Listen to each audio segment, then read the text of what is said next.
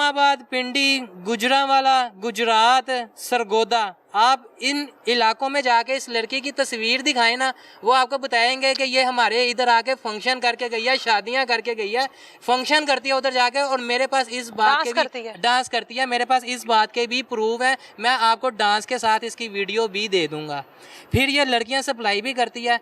कुछ समझ लें कुछ देर 2021-22 तक ना ये काम करती रही है पाकिस्तान में, यहाँ तक कि कराची तक भी इसका काम ये चलता रहा। मुझे ये कहती थी कि मैं ब्यूटी पार्लर में काम करती हूँ, जबकि ब्यूटी पार्लर के काम ऐसे नहीं होते बाजी।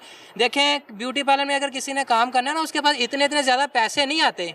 कौन सा ब्यूटी पार्लर है जिसमें इतने ज़्यादा लाखों रुपया आपको माँ के ले आते हैं। अब ये दुबई जाती है, कहती है कि मैं इतना सा मेहंदी लगाती हूँ, मुझे 30,000 रुपया मिल जाता है। और इतनी सी मेहंदी लगाने का कौन 30,000 रुपया दे देता है?